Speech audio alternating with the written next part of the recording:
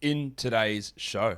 We're looking at the fantasy basketball waiver wire. Michael Bolton. Thanks, Josh. It's Michael Bolton here, and it's time for another episode of the Locked On Fantasy Basketball Podcast. Let's get to it. Let's get to it, indeed.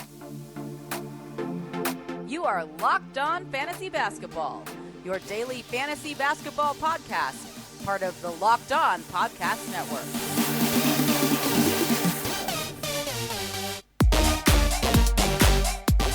Hello and welcome to the Locked On Fantasy Basketball Podcast, brought to you by Basketball Monster. My name is Josh Lloyd and I am the lead fantasy analyst at basketballmonster.com and at Yahoo Sports Australia. And you can find me on Twitter as always at Redrock, at Redrock_Beeble, and on Instagram at Locked On Fantasy Basketball. We are here to talk about the waiver wire, but thank you for making Locked On Fantasy Basketball your first listen every day. We are free and we are available on all platforms.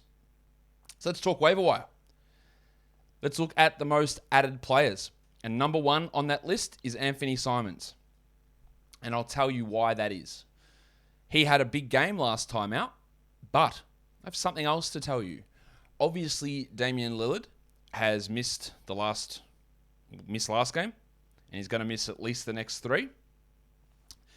Told you about this abdominal injury back in week 2 of the season, I think it was, and told you of the potential of a season ending earlier than the end of the regular season for the NBA. Told you all about that. I told you there was a chance of that. What I have now been told, again, may not come to fruition, but I have been told that the aim here for Damian Lillard is to make it until the All-Star break, and then you fill in the gaps. Surgery, end of season. So that's like 4 or 5 weeks away. That is what I have been told, is that Lillard is obviously struggling. We have known that for months. We have seen that on court for months. He's now taking time off again, and it might happen earlier, but it looks to me as though the plug will be pulled on the season for Lillard at the All-Star break. I don't know if he thinks he's making the All-Star team. Maybe it's the old Melo situation for the Knicks a few years ago, where he was injured and then played so he could play in the All-Star game, and then he had surgery in his knee straight after.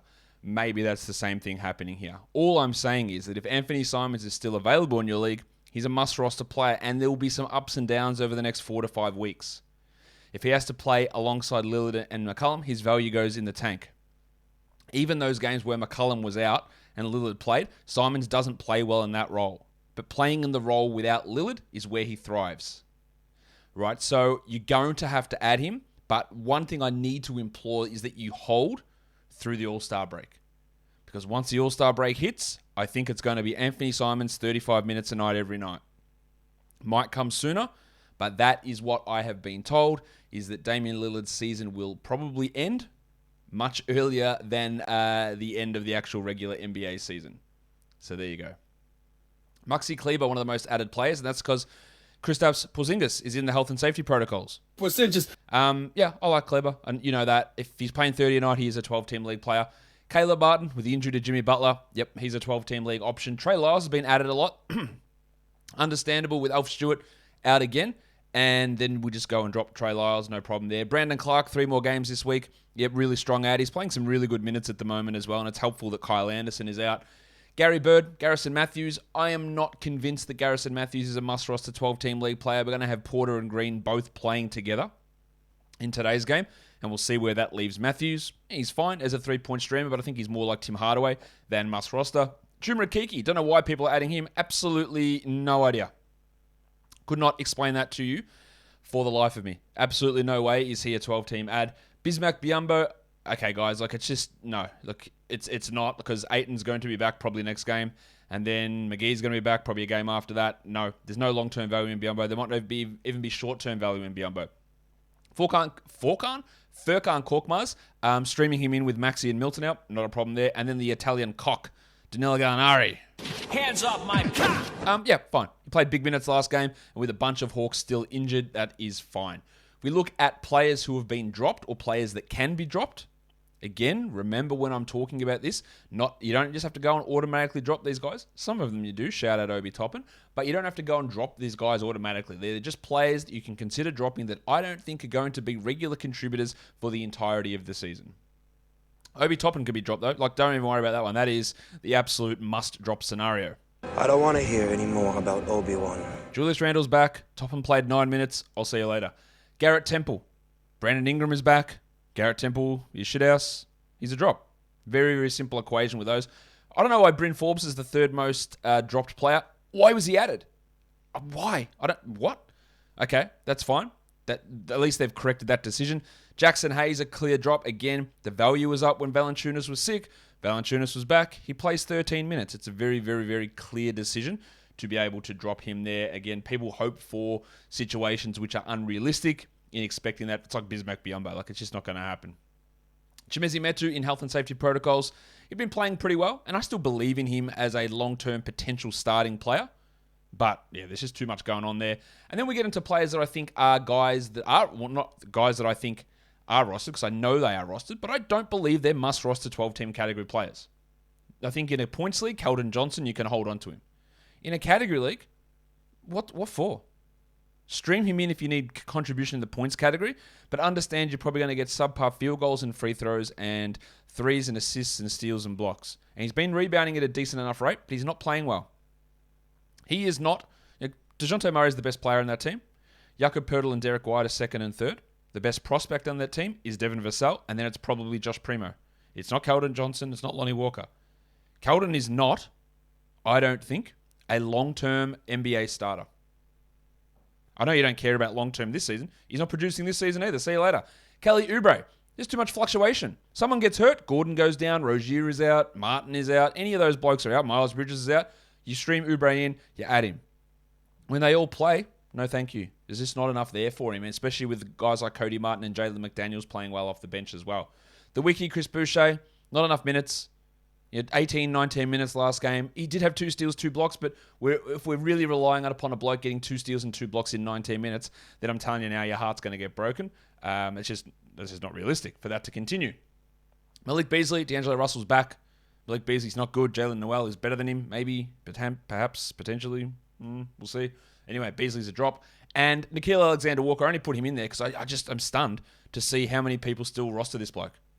See you later. He's been terrible. And I detailed my thoughts on him on yesterday's show, I think it was. What's that?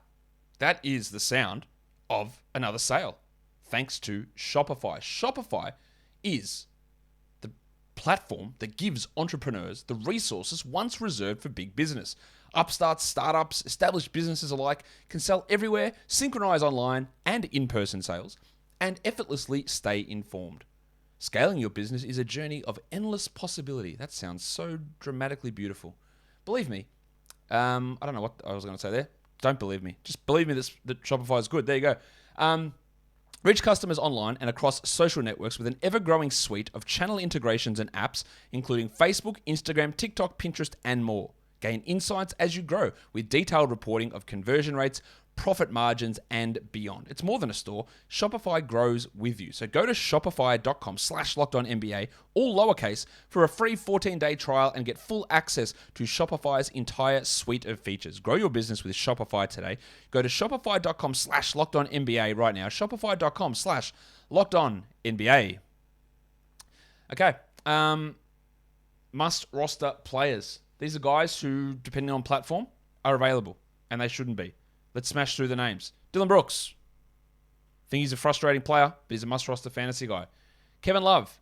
Now, I failed to believe that 68% of ESPN leagues are inactive, because he's rostered in 32% of them. Someone is not paying attention. Now, you could argue maybe 40% are inactive, 30% are inactive. If there's 68% are inactive, then there's something real wrong over there. Must roster. Franz Wagner. What? Now, I say this only because, again, he's 58% rostered. Now, while I fully believe that he is not the number one rookie of the NBA, shout out to the NBA.com's rookie ladder again, getting it completely wrong. And I think he will drop off a little bit when Cole Anthony and Markelle Fultz and Jalen Suggs and John Isaac all return. I think there will be a drop-off there for Franz. As good as he is, I love him. I think he's really good. He's a must-roster player, pretty clearly. Dan Gafford, Josh the Hitman Hart, Marcus Morris Sr., Josh Giddey. I'm still going on about Josh Giddey.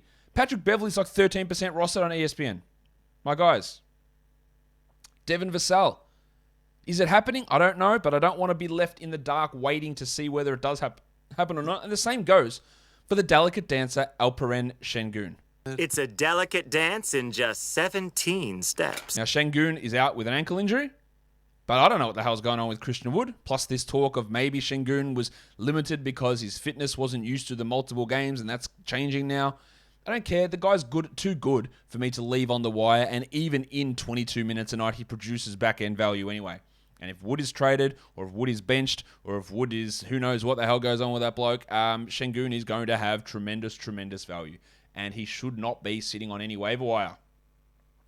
Let's look at some upside grab players now. Again, these are ones that if you do have stash ability, if the guys just want to keep an eye on. A couple of guys in Houston I think we need to look at, Joshie Christopher and KJ Martin. I really have liked what Christopher has shown this season. Yes, getting that large enough role is going to require him replacing Armani Brooks or Garrison Matthews and getting to 28 minutes, but I think he deserves it. And I think there's going to be an opportunity for that this season. KJ Martin, again, I really like what he does, but can he play those minutes over Jae'Sean Tate? I don't know. I had a sound drop for Jae'Sean Tate. I need to go and get that now because that's annoying that I didn't have it ready. Behind the scenes, that took a lot longer than the 1 second pause that you were waiting for, but here it is. Let's go again. KJ Martin, maybe he can get minutes away from the Wild Thing. Even the Wild Thing's gone well. I can't do much about that. Fair enough. As I put my phone back down, I had to just sort that out. All right, some other names. That just amuses me and probably nobody else. Some other upside grabs we can look at. Jalen Suggs, and I say that because he would have been dropped in a lot of spots, but his return is coming, and he was putting it together a little bit before the injury. So I would grab him just to see where this goes. I don't know what's going on with New Orleans. There's so much down there that is a mess. They have refused to play Trey Murphy all year. I think when we get to March, they will play him, and he will be valuable. But that's a long time to wait. Josh Primo has flashed some really impressive stuff. It is going to take probably an injury to get him into line to get enough minutes to be a 12-team valuable player, but that could easily happen. So just a name to watch again. Aaron Wiggins, we're going to see the Thunder back at full strength pretty soon and see what his role is. It is hard to see how he pushes ahead of Dort or Gilgeous-Alexander or Robinson Earl for big minutes, but he's already pushed ahead of Baisley, and it is possible for him to get to 12-team. He's not there yet, though. Davion Mitchell, that's going to take trades in Sacramento, but who knows what the hell they're doing. Just a name to watch again. And Quentin Grimes. Evan Fournier has been terrible. Grimes has a shot, I think, to nab a starting role. Whether he does it or not, I don't know. But again, just a name to watch. And some other names that we do need to talk about. In fact, before we talk about those, I'm going to talk about something else. We'll get onto talking about those names in just a second, because I've got to tell you about BetOnline. BetOnline is the place that wants to wish you a happy new betting year as they continue the march to the playoffs and beyond. BetOnline is the number one spot for all sports wagering action in 2022. New year and a new updated desktop and mobile website to sign up to today and get a 50% welcome bonus on your first deposit using the promo code LOCKEDON. From basketball, football, hockey, boxing, UFC, and right to your favorite Vegas casino games. Don't wait and take advantage of all of the amazing offers for 2022. BetOnline is the fastest and easiest way to wager on all of your favorite sports. BetOnline is where the game starts. Now, let's go back to look at those other names. Josh Jackson, really big game last time out for the Pistons. Frank Jackson remains out. Corey Joseph is out. I really don't buy Josh Jackson being able to do this, but he's a name that's worth mentioning. Stream him, that's about it. With Grayson Allen, Pat Connaughton out, and now Giannis sick, Jordan Nwora, if he does come out of the protocols, has some short-term streaming value. That is it, though. Gary Payton, I just don't know where he's going to fit when Clay returns this weekend. Yeah, Clay will start and take Payton into the second unit. Does Payton play at all? Somebody has to miss out. It's probably Damian Lee, but Lee's playing like 12 minutes. So does Payton play 12 minutes? Does he play 18 minutes? He is providing value at the moment, though. Max Strus has some value with Jimmy Butler out, so stream him in for that short term. While Herb Jones is a name to talk about, he is a must-roster player. He's not rostered everywhere. Right? He is must-roster for now. If Zion never comes back, he probably stays must-roster. I think he's a sell high, but I also think he's a must-roster player for now. Eric Bledsoe should be held on to while Luke Kennard is sidelined and Paul George is sidelined. That may change. Yeah, even when Kennard comes back, he might be a drop, but for now, he's a guy to hold on to. Cam Reddish, he's worth talking about because some of his big games, but with the return of Bogdanovic and Herter, I think that does impact Reddish's value and pushes him more to be a streamer than a must roster. And then Rajon Rondo, he's not going to exceed 20 minutes a night would be my guess. Even that is probably pushing it too much. Him sharing the court with Garland seems completely pointless. They do need someone who can be the backup point guard and someone who can dribble and can pass because the other options are pretty bad. But the crossover minutes is what I'm really going to be watching. And a lot of people will add Rajon Rondo. A lot of people shouldn't add Rajon Rondo. He's just a deeper league sort of player. And that will do it for us today. Don't forget to follow this podcast on Apple Podcasts, Google Podcasts, Stitcher, Spotify, and on the Odyssey app. If you are here on YouTube, thumb it up and leave your comments down below. Guys, we are done here. Thank you so much for listening, everyone. See ya.